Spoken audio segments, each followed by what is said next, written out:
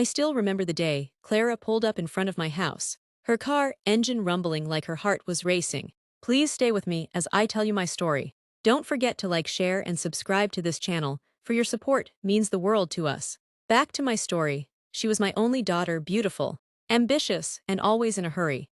Her two little boys were in the back seat, faces sticky with ice cream, unaware that their world was about to change forever. "Mom," she said, stepping out, eyes darting everywhere except my face. "Can you keep them for the weekend? I just need to sort some things out." I didn't ask questions, I should have.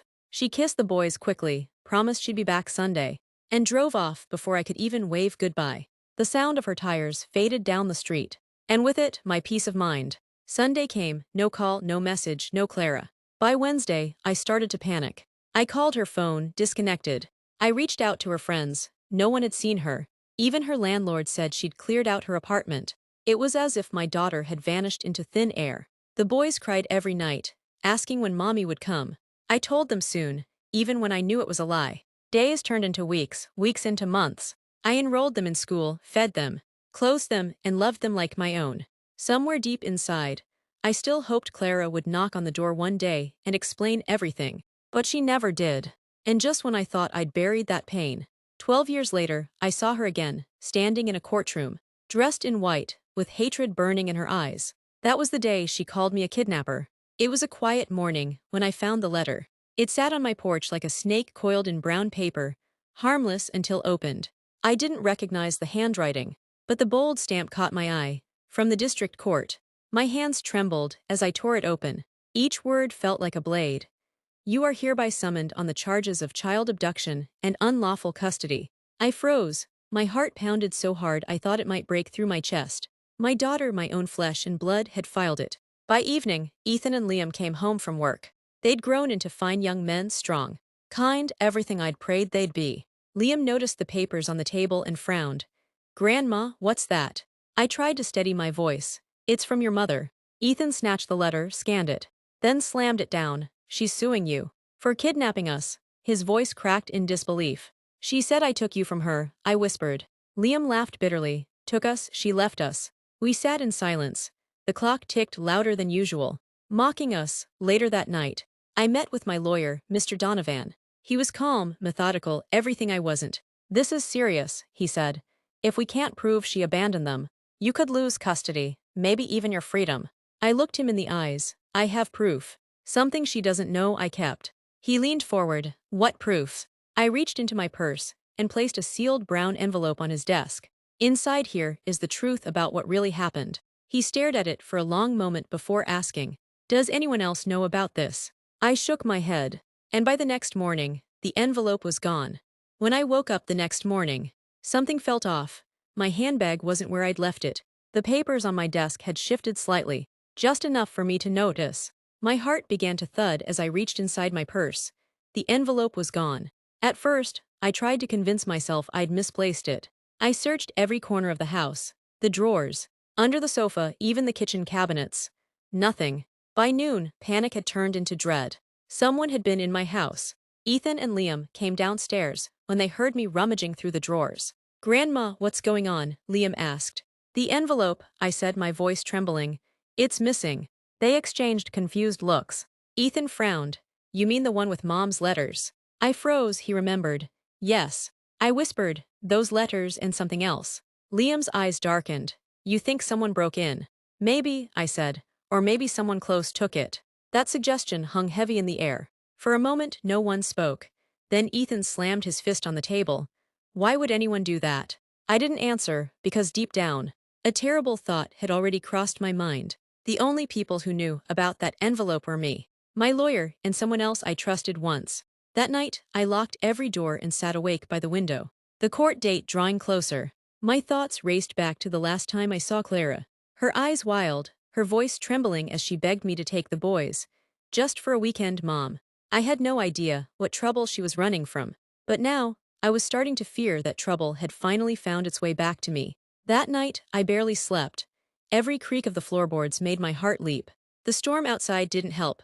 The wind howled against the window like a warning I couldn't ignore. Around midnight, lightning flashed, and for a brief second, I saw something, a shadow, standing by the fence outside. I froze. Slowly, I drew back the curtain just enough to see. There was a figure tall, wearing a hood, watching the house. My breath caught. When I blinked again, they were gone. The next morning, I told Ethan and Liam. They exchanged worried glances. "You sure you weren't dreaming, Grandma?" Liam asked gently. I wanted to believe I was, but when I stepped outside, I saw footprints in the wet soil, heavy boots, leading straight to my window. Later that day, a letter arrived. No return address. Inside was a single photograph, me and the boys, taken years ago. And scribbled on the back, in shaky handwriting, were the words, "You should have stayed out of it." My hands shook so hard the photo almost slipped from my grasp. I drove straight to Mr. Donovan's office, clutching the picture like a lifeline. He studied it, face grim. "This isn't just about custody anymore," he said. "Someone doesn't want that envelope to resurface." "But why?" I whispered. "What could possibly be in there worth all this?" He met my eyes. "You tell me, Mrs. Grant." I opened my mouth to speak, to finally reveal what was inside that envelope.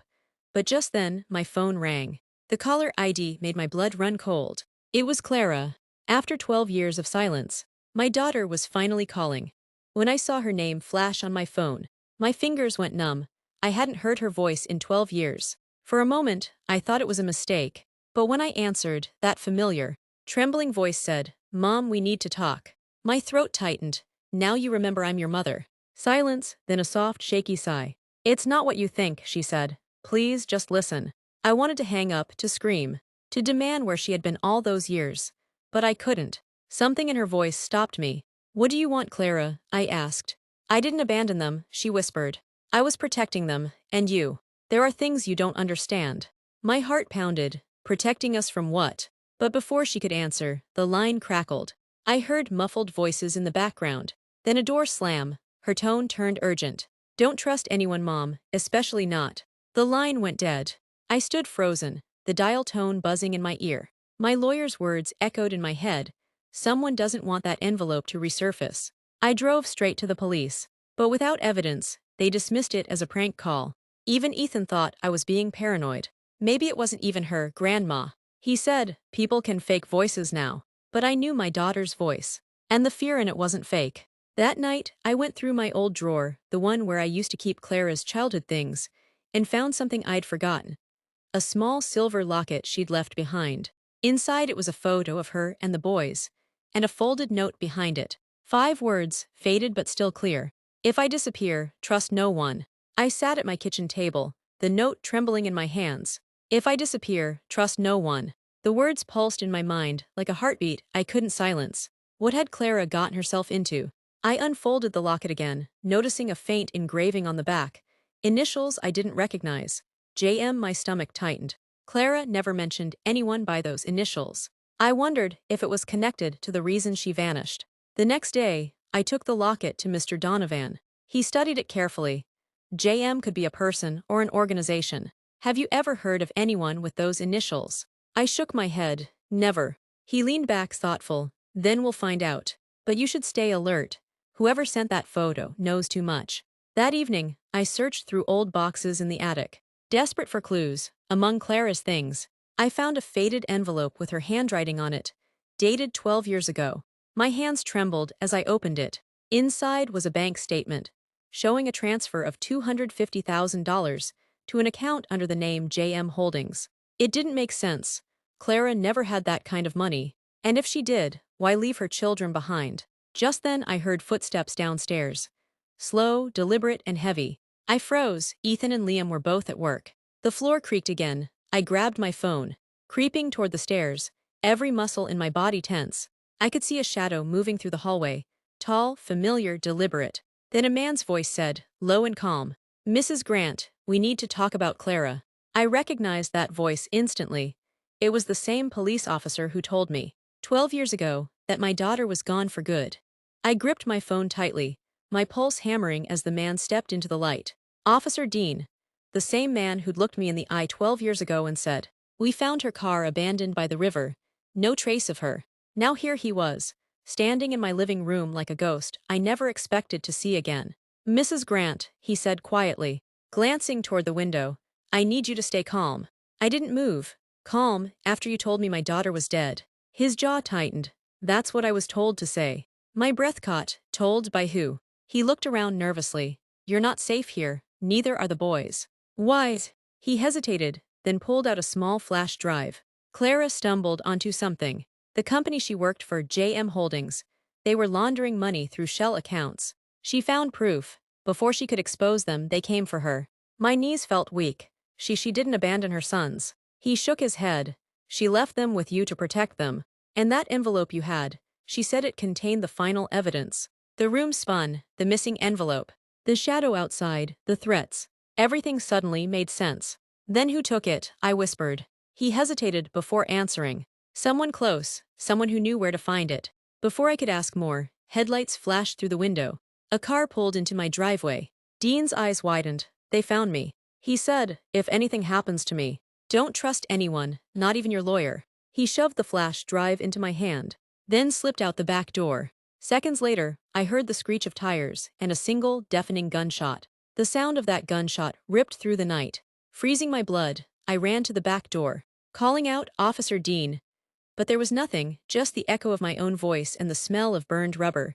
He was gone. I locked every door, trembling as I clutched the flash drive he'd given me. Whatever was inside it, he'd died protecting it. I couldn't go to the police. They'd think I was insane. Or worse, they were already involved. The next morning, I called Ethan. I need your help, I told him. But you can't tell anyone, not even Liam. He met me at the library, where I used an old public computer. My hands shook as I plugged in the drive. For a moment, the screen stayed black. Then a single folder appeared, titled JMFILES. Inside were hundreds of documents, bank transfers, contracts and photographs, and one name kept appearing, Jonathan Marks, CEO of JM Holdings.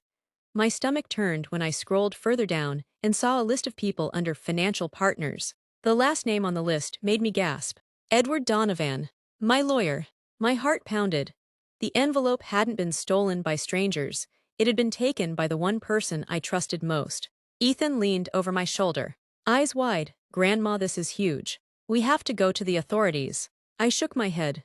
Not yet, if Donovan's involved. He'll know before we even step foot in a station. Suddenly, my phone buzzed. A text from an unknown number read, Stop digging, or you'll lose more than your case. I looked at Ethan. They know. And as I turned toward the window, I saw a familiar car parked across the street. Donovan's black sedan. He was watching my house. The morning of the trial, the courthouse felt colder than ever. I clutched my bag close, the flash drive hidden deep inside my coat. Every pair of eyes that turned toward me seemed to whisper the same question, kidnapper or hero. When I entered the courtroom, I saw her, Clara, my daughter, dressed in white, calm, composed, and yet her eyes looked hollow, like a woman carrying too many secrets. Across the aisle sat Mr. Donovan, my lawyer, or rather, the man who'd betrayed me. His usual smug smile was gone. He looked tense, guilty. The judge called for order. Clara's lawyer stood. Your Honor, my client was misled for 12 years. Her children were taken and hidden by her mother, Mrs. Grant, who falsified documents to claim custody. Gasps rippled through the room. I wanted to scream, to defend myself, but I stayed silent, waiting for the right moment. When it was my turn to speak, the judge's gaze softened slightly. Mrs. Grant, do you have any evidence to support your claim? I rose slowly, my heart pounding. Yes, Your Honor, but first, I turned toward Clara. Before I reveal it, I need you to tell the court one thing. Who told you to file this case? Clara hesitated. Her eyes darted toward Donovan. The judge raised a brow. Mrs. Grant, please proceed. I nodded and reached into my bag, pulling out the flash drive.